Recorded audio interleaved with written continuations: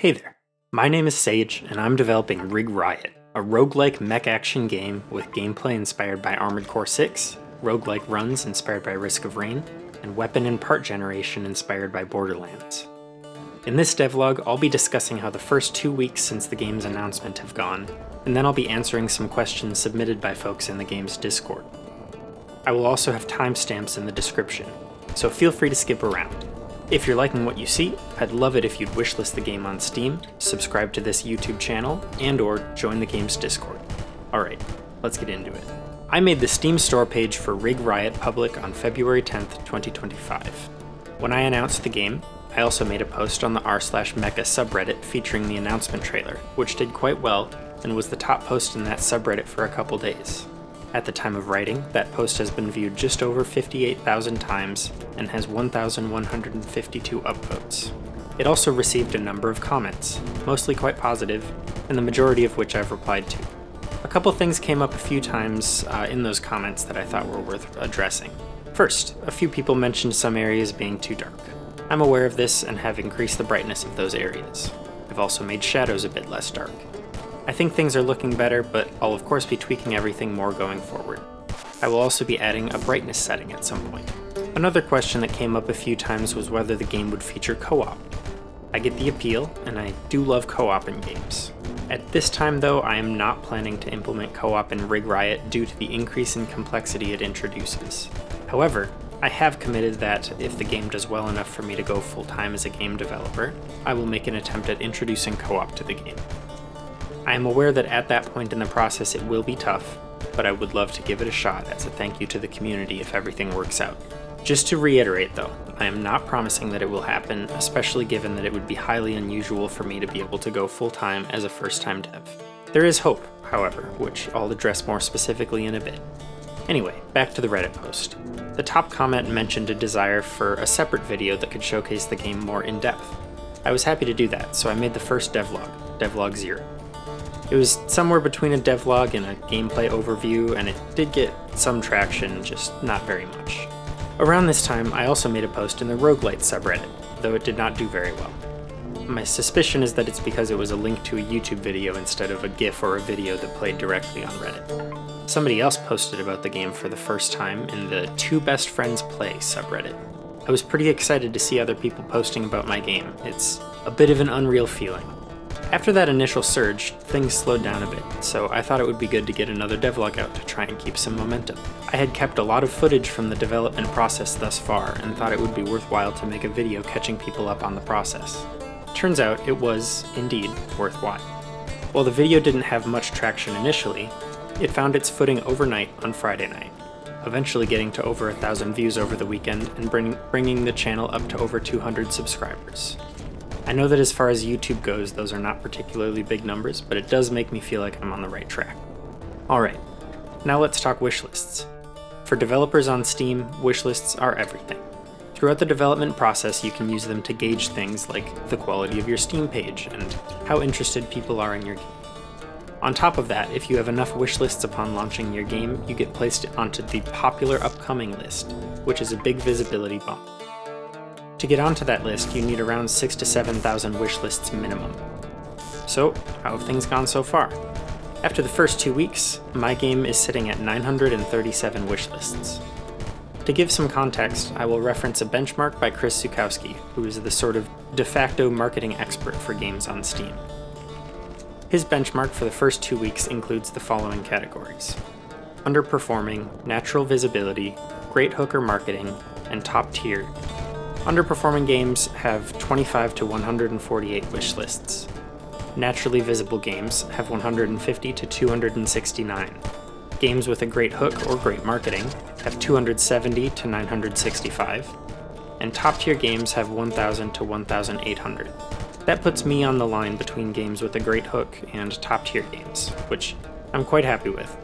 I anticipated that the initial announcement of my game would be a tad slow because Riot, while a very deep game that is super fun to play, is not quite pretty enough to get it by on just its looks.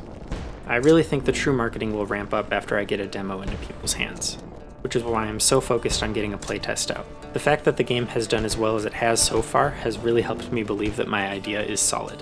Now I just need to stick the landing. Before moving on to the Q&A section of the video, I just wanted to say that I really appreciate all the excitement people have been showing for the game.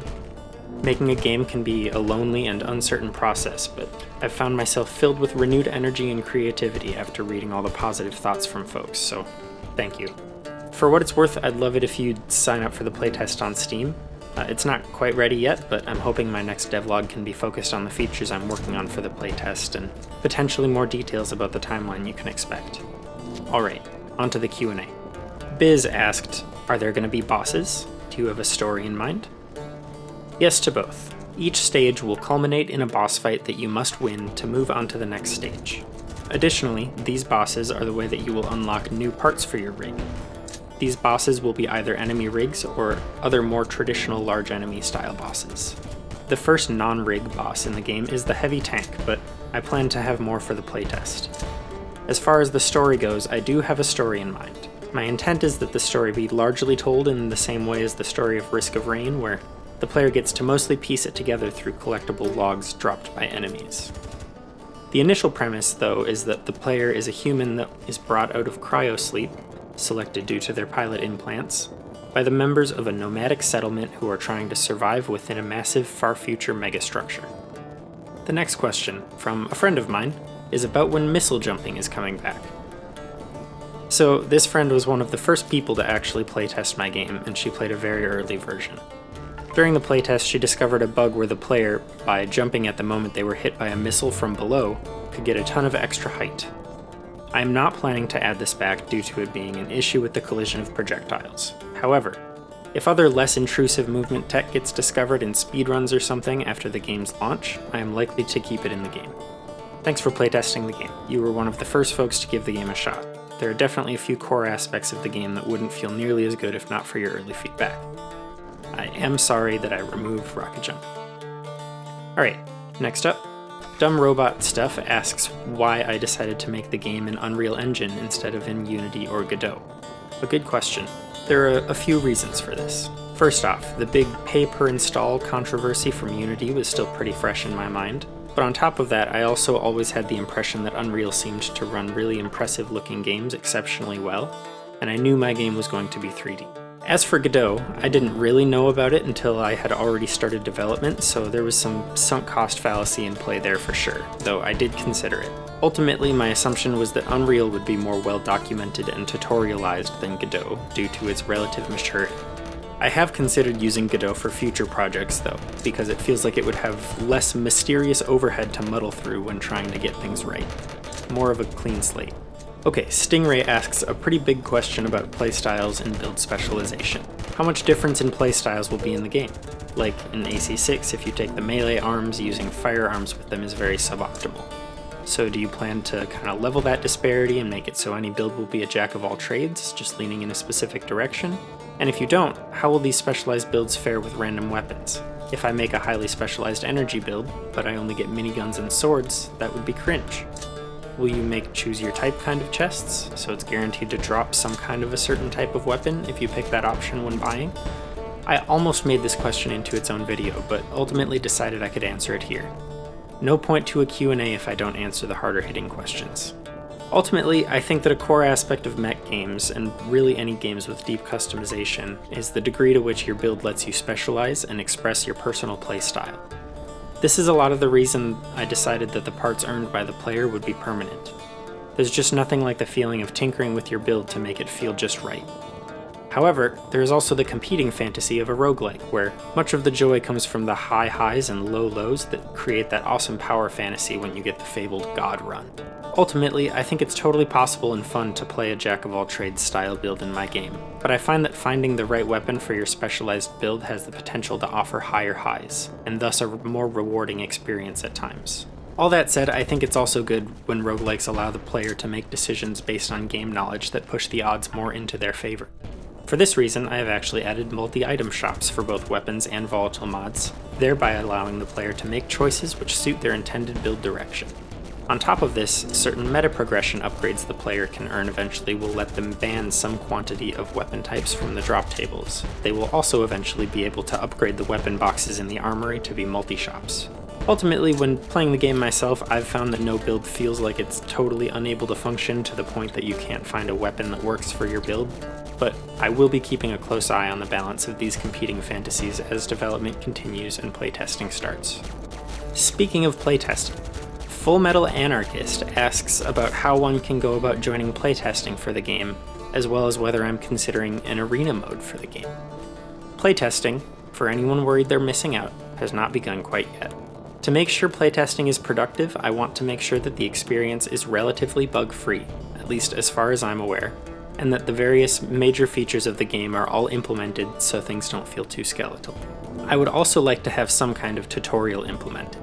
I don't think these things are overly far off, but doing development in my free time means that I can't really promise a specific date. Anyway, the question was really about how to join the playtest, so to answer that, you can register for it on Steam, where I'll be sending out some amount of keys randomly. Additionally, I am planning that anybody in the game's Discord who requests a key and agrees to provide feedback will for sure be given access, at least as long as Steam doesn't limit the playtest keys I am able to request. If you're not interested in joining the game's Discord, you will still for sure get access eventually, as I do plan to make it a public playtest after receiving initial feedback and fixing any major issues that come up. Anarchist also asked about an arena mode. As you could probably see from the footage in my first 9 months devlog, I did have an arena in the game at one point, and there is technically still a version of that in the code. However, at this time I am not planning to have an arena mode. Ultimately, I was not sure there was a good way to integrate an arena into the core experience of this game, and as a solo dev, you're always having to make choices about what makes it and what doesn't so that you can finish your game. However, this is a fairly recent choice and not one that I'm unwilling to reconsider, so if you have a burning desire for an arena and an idea of how it would make sense in this game, I'm happy to be convinced. I do really love arena fights in the Armored Core games, so I think there's a good chance that the feature could make a return. The Bitemaster asks how much emphasis I am planning to have on metaprogression, as well as what has surprised me most about developing the game so far. Metaprogression is one of the big reasons to continue coming back to a roguelike, and arguably the thing that makes a game go from roguelike to roguelite, if you go by the more common understanding of the term these days, though I'm not trying to get into that debate here. Metaprogression in Riot will largely be earned by spending a currency called scrap to do things that adjust the weapons and mods you can find in the world, and even adjust the odds to make it easier to find specific combinations of parts to create a mech that fits your exact specifications. Additionally, I am planning to have an increased difficulty endgame mode for players who beat the game at least once, and I'm thinking there will be some extra content exclusive to that mode, like unique part mods that you can't acquire anywhere else. As for what has surprised me the most about developing the game so far, that's a tough question. I think the biggest surprise has been how perfect a fit game development feels for me. I've always struggled to balance things between my creative and logical side, and I also deal with ADHD, which can make it pretty hard for me to stay engaged and productive at work. However, game development lets me switch between a ton of different tasks that I enjoy depending on where I'm at that day. And it's also not very difficult for me to sit down and do the less engaging parts of game development because they still feel meaningful as a part of the whole. As far as what has surprised me with this game specifically though, I think it's both how easy it has been and how complicated it can become. It's not too hard to break down certain mechanics in a game, especially when you already work as a software developer like I do, but there are so many things in the background of making a game that you'd never think of otherwise. I recently saw a post where a developer talked about working for hours on something players won't notice is there, but will notice if it's missing, and I think that summarizes it pretty well. 1000 Dying Suns asks, will there be hard and soft locking like in AC6, or will it be like older AC games where you have to keep the enemy within the reticle? Well, at this point there's actually only soft locking. I think that makes it feel a bit like a more modern version of the older games, where you keep the enemy within the reticle, only in this game it's your whole screen. Or at least the main 16:9 part in the center if you're using an ultra-wide. I'm also aware that some people will likely prefer to aim manually. I'm not sure if this is something enough people want such that it's worth adding, but if enough people want it, I'll see what I can do. The main concern is that it would make most of the stats on your target acquisition system irrelevant, which is not ideal. I do have some ideas though. Another couple questions from Stingray. Are the maps going to be static like in Risk of Rain 2, or will there be some randomly generated ones to improve replayability? Is there going to be an option to trash/disassemble lame parts in the garage? Considering you get them with random modifiers, and one of the points of the game is to grind optimal randomized gear, there needs to be a way to dispose of and exchange parts that are not needed. As far as maps go, currently the plan is that they will be like the maps in Risk of Rain 2, static layouts with randomly generated placement of interactables. I'm currently planning to have about 13 maps at launch, one of which will be where you fight the final boss. If people end up feeling like the game needs more variety in playtesting though, I will consider trying to randomize more things about the maps. And yes, you will be able to disassemble parts in exchange for scrap, the Metaprogression currency. I'm also planning that if you would have received a duplicate part, you will receive scrap instead. Alright, that about wraps things up. Feel free to leave any additional questions you have in the comments. I'll try to address them either in a reply or in a future video. If you're excited about this game, then I'd love for you to wishlist it on Steam and subscribe to this YouTube channel. Both really help me out. If you've made it this far, you've probably already joined the Discord, but feel free to do that too if you'd like to help steer the game into being the best it can be. See you next time.